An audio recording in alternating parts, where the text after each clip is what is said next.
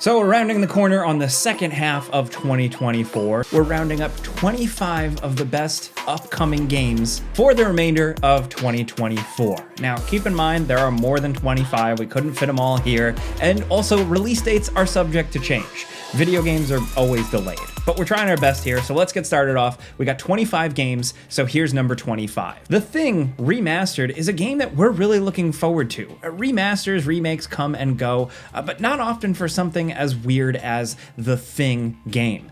From the early 2000s, based off of the famous John Carpenter sci-fi horror movie, this game is incredible. The way it managed to take the elements of the film and make it into a game was really compelling. It was tense, it was challenging, it was interesting, and managed to actually serve as a sequel to the original movie without feeling like a piece of crap. So we're excited to see this remastered, cleaned up with some quality of life improvements for a new age. I mean, I feel like at this point there's a whole new generation of fans of the Thing film, so this is just a win-win. As of right now, it doesn't have a release date locked down, but it is expected for 2024. Now, next over at number 24, we have Dragon Age, the Veilguard. This has recently been re-revealed, no longer Dragon Age Dreadwolf, it's Dragon Age, the Veilguard, and it is way more Dragon Age with a lot of crazy visuals, cool, compelling characters, romanceable characters, deep RPG character-based storylines, and, basically what Dragon Age fans are expecting. We gotta look at gameplay here, but still, there's a lot we don't know. But we know that it's BioWare once again, and I'm really hoping that this is the thing that turns things around for BioWare. I mean, their last game was Anthem, the one before that was Mass Effect Andromeda, so it's time for BioWare to kick ass in the RPG department again. I'm really hoping this is the one. As of right now, no release date, but this one has been long in the works, and it is expected to release now in 2024. Next, over at number 23, we have Astro Bot. Oh man, if you didn't play the PS5 pack-in game featuring Astro Bot, you don't know what you're missing. This is a sequel to that, just a good old-fashioned action platformer, character-based, accessible, good, goofy, fun time, like the old video game days, before we all got so serious. That bite-sized adventure that came with the PS5 was absolutely awesome, but this looks to be a full-fledged game. The developers have said it is massively expanded in scope, but it's continuing the vibes of that game. A celebration of the legacy of PlayStation, referencing characters, hardware, stuff like that, but with a lot more environments, things to do, presumably more challenges. This game is probably going to be good for all ages. If the last game is any indication, it has the fun platforming action, but also some challenging levels and stuff you could really get pretty sweaty on, and collectathon stuff. So anyway, as of right now, we are expecting Astro Bot to release with no delays September 6th, 2024. Next, over at number 22, we have The Alters. This is a really different game. You essentially play as somebody trapped on a planet in a kind of space station. You can venture out into the planet to do certain things, but the game is centered around creating alternate versions of yourself, kind of doubles of yourself, to eventually kind of figure things out and escape from this planet. It's going to have sprinklings of narrative, storytelling stuff, adventure, base building, and survival gameplay. I'm really just excited to see how it goes from a storytelling standpoint. The character stuff they have here could be really interesting. Just a little bit of a different sci-fi hook. I feel like at this point we've seen almost everything from a sci-fi setting, man trapped on foreign space planet, but they could really do something unique here. So far, early impressions are pretty good. It's not going to be a game for everyone, but for the thinking man, this could be really, really cool. And as of right now, there is a demo available that some people are really enjoying, and the full release is planned for 2024. Next, over at number 21, we have Kingmakers, or what I would like to call Jake's ideal game. This is right up my alley, man. You've probably seen the trailers go viral for this at this point. It's like a big medieval war style game, but instead of dealing with units and tactics, you're just a guy with a gun, and sometimes a truck. It seems like there's going to be a lot more to that, but just the moment-to-moment action here looks like so much fun. Just a video game that doesn't take itself too seriously and embraces fun factor over everything else. Honestly, I think sometimes that's exactly what the doctor ordered. As of right now, this game is planned for the consoles, but it seems like early access is planned for the PC version for 2024, and we're looking forward to getting our hands on that.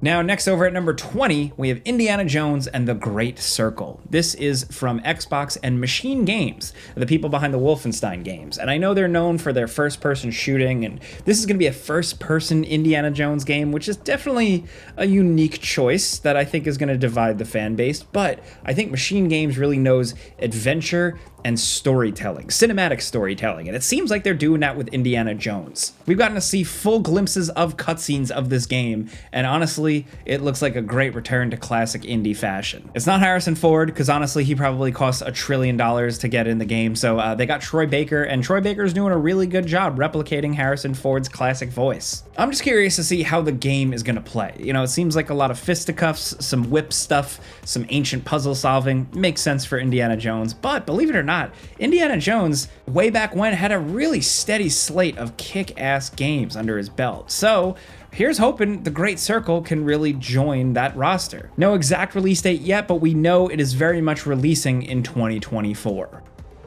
Now, next over at number 19, we have Avowed. This is another Xbox joint, and this is from developers Obsidian, the famous developers behind all kinds of stuff. Fallout New Vegas, more recently, The Outer Worlds. If you ask me, I've always said this, Obsidian knows how to make RPGs, specifically from the questing, the writing, the character stuff. That's always really worked. And now they're going out with this, Avowed, with the ability to build your own class, wield all kinds of different weapons, and go on an adventure. I'm still waiting to see more of this one, because the last couple of things I've seen, I don't know. I don't really know what the exact main hook is yet, other than that, hey, it's an Obsidian RPG. Honestly, that's still kind of enough for me to be curious. So, as of right now, this is releasing on Xbox Series X and S and PC, what seems like fall of 2024.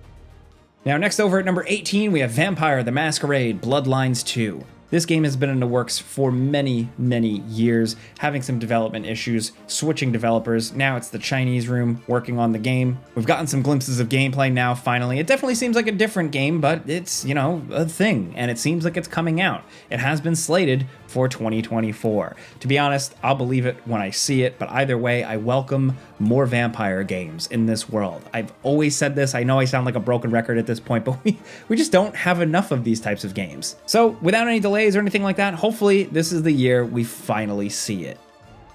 Next over at number 17, we have Black Myth Wukong. This is the Chinese-developed Souls-like game based on the classical Chinese novel Journey to the West. Now, the main thing here are the graphics. From the beginning, everybody has really been blown away by like the visual style, the character designs, the boss designs, but on the gameplay front, it looks like a crazy, over-the-top, challenging Souls-like game. But it seems like it's going to be relatively simple. Judging from more recent previews, it's going to be fairly linear and mostly centered around fighting bosses, kind of like a boss rush adventure. And we're totally in for that. If they can keep it well-paced and interesting and make it feel like a true, lengthy adventure, plus with the unique spin of it being based on a classical novel, I think there's a lot of potential for this one to kick ass. As of right now, we know it's releasing on the platforms August 20th. Next over at number 16, we have Flintlock, The Siege of Dawn. I don't really know quite what to make of this one, but it looks like a cool kind of RPG-style adventure with God of War-style combat. Very much about racking up combos, whipping enemies up into the air, juggling them, using the environment, using various weapons to your advantage in a kind of unique fantasy setting. The world, the character designs look a little different, and I'm curious to see what they've got cooked up with this one. This is releasing for all the major platforms July 18th, 2024. Now, next over at number 15, we have Dead Rising Deluxe Remaster. Yes, we're getting another re-release of the classic Capcom Dead Rising, the original one that started it all. But this time, it's not just another up-res to 4K or something like that. It's a quote-unquote deluxe remaster. That's what they're calling it. It looks like the visuals are completely overhauled and remade with beautiful environments, better character models. It's got a pretty different look to it, but apparently it's going to play the same. And that's important because with Dead Rising, the gameplay was really everything. It was incredibly unique and still is to this day. It's quite challenging. I actually think some people don't really know what they're in for if they're jumping into this thing for the first time. But either way, I'm excited to go back to that mall September 9th, 2024. Next over at number 14, we have Concord, This seems to be like Sony's answer to Overwatch, where Overwatch has made a lot of stumbles, or really Activision Blizzard has made a lot of stumbles. Concord is trying to take that thing and run with it. A hero shooter, competitive hero shooter with memorable characters and a unique sci-fi world. They're trying to build their own IP here and go for something. It does feel very similar to, I don't know, Guardians of the Galaxy and a lot of other sci-fi video game things we've seen recently, but they're actually going to try and tell a story with this one, with the game, you know, pretty frequently, consistently being updated with story vignettes. So there's more world building, and maybe you care a little bit more about these characters. I don't know, in a competitive shooter, how much do people really want to care about the characters? Who knows? I think it's a case-by-case basis with games. Personally, I'm pretty over these types of games, these live service hero shooters. I think we have enough of them out there. It's competitive enough already, but cynicism aside, I'm looking forward to just at least seeing what they cooked up here. It's releasing on PS5 and PC August 23rd.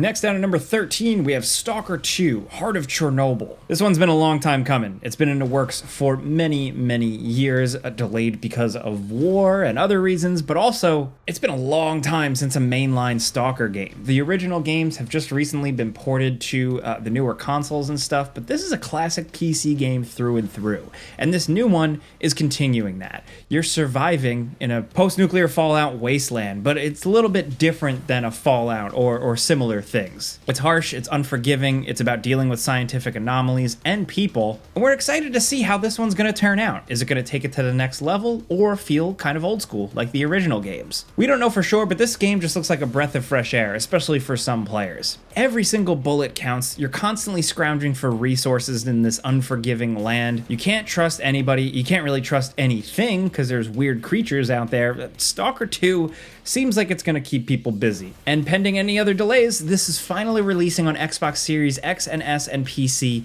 September 5th. Now, next over at number 12, we have Warhammer 40k Space Marine 2.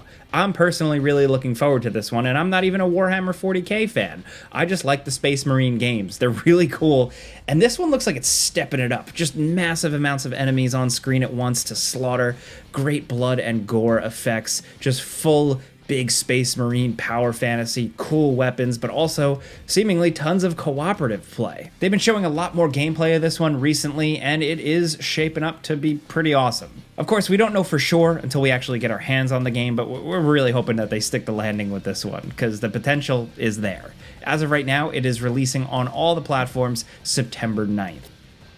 Next over at number 11, we have Call of Duty Black Ops 6. Yep, you guessed it, they're making another one.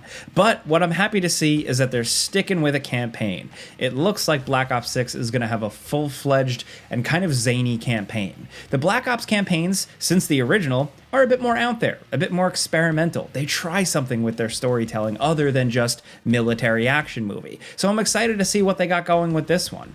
Other than that, there are gameplay enhancements to the movement, and that's going to translate over to multiplayer as well. How much is that going to shake things up? I don't know for sure. I'm not a Call of Duty expert, but there's potential for this one. The Black Ops games are, of course, always a big deal. Even if you're not a hardcore Call of Duty player, there is just a massive casual fan base out there, and I'm curious to see how they react to this one. We'll know for sure when it releases on every single platform, October 24th. Next over at number 10, we have Sonic X Shadow Generations. This is kind of like a remastering, re-release of the incredible Sonic Generations. I really like this one, but now it's got gorgeous new, higher resolution graphics and also the ability to play as Shadow the Hedgehog. You're going to be able to jump into different levels, specifically new levels designed from the ground up for Shadow and his own unique gameplay options. And I think that's something that a lot of Sonic fans have been waiting for a long time. It's about damn time Shadow comes back to the mainstream. He's cool. I don't know. We like him. But anyway, Sonic and Shadow Generations is releasing on all the platforms October 25th.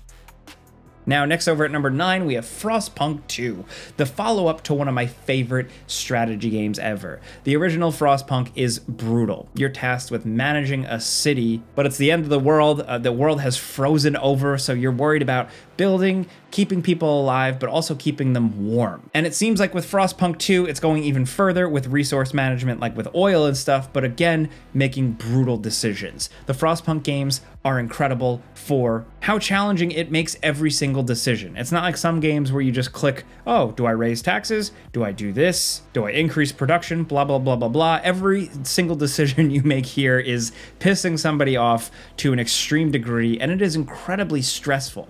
But it makes for some really, really interesting and compelling video game decision making, unlike anything else I've experienced in any other game. So anyway, I've hyped this one up enough. I hope it's as good as the first one. I hope it surpasses it. We don't know yet, but it's releasing on PC September 20th. Next, over at number 8, we have Test Drive Unlimited Solar Crown. Now, this one is interesting because, number one, it's really ambitious. It's 13 years since the release of Test Drive Unlimited 2. So people are really, really looking forward to this one. But also, from the developers' words, they're looking to reinvent the open world, massively multiplayer racing game genre. That's big words. It's big ambitions. We'll see if they do it. But from what we can see so far, I mean, at least it looks gorgeous. It's got a lot of real world cars, incredible meticulous detail to all of it. But also, it's got this big open world experience. It's the full Hong Kong island. They fully recreated it, and you get to adventure and drive around. And I think that looks pretty awesome because there's all types of variety. You got off-road, you got city, you got highways, you got everything you could want from this type of racing game. This one has been in the works for a long time, and like I said, it's been so long since a Test Drive Unlimited game. This is a big deal, I think more than some people realize. Thankfully, it is finally releasing on all the major platforms September 12th, 2024. Next, over at number 7, we have Life is Strange Double Exposure. Life is Strange is back, and an original character from the first game is back, Maxine Caulfield, which is good because that's the only one I played. But it's a different developer this time around, and this time Max is older, and she's in a new situation where it looks like they kind of took her and plopped her into a murder mystery. But with this murder mystery, she has a new ability to essentially shift between two timelines back and forth. So that's how she's going to solve this murder. I'm really curious to see how this one's going to go, how it's going to push the series further, because I feel like it got stagnant for a second. Is bringing back the original character the right move? I don't know for sure, but we'll see how it goes. It's releasing October 29th, 2024 for all the major platforms. Now, next, down at number 6, we have the Silent Hill 2 remake. This remake is from Konami. They're getting back into games, it seems, but also developer Bloober Team, the people most recently behind The Medium, but also behind Layers of Fear, Observer, the Blair Witch Project game, and a few others. So that developer is divisive. They have some fans.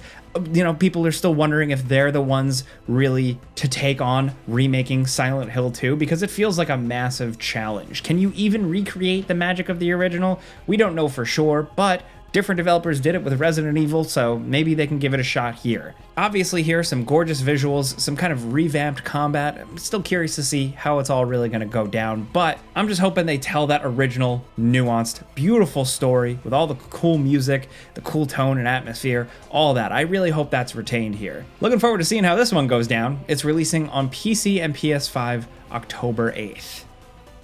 Now, next over at number 5, we have Mario and Luigi Brothership. This is releasing for Nintendo Switch and looks absolutely awesome. This is a new game in the Mario and Luigi series. It's a little bit different than your mainline Super Mario games. These are a little bit quirkier, and they get creative in some wild ways, and you can tell from the debut trailer from the Nintendo Direct. Some of the moves, some of the cool stuff they're doing on screen here, just, it looks like a ton of fun. This time the brothers are going to a new island that's like part ship, part island, and engaging in a new adventure. This looks perfect for the Nintendo Switch, especially towards the tail end of the console's life. I know everybody's talking about Nintendo Switch 2, but this looks like a good thing to play on regular old-fashioned Switch, and I think people are going to dig it. We'll find out for sure when it releases November 7th.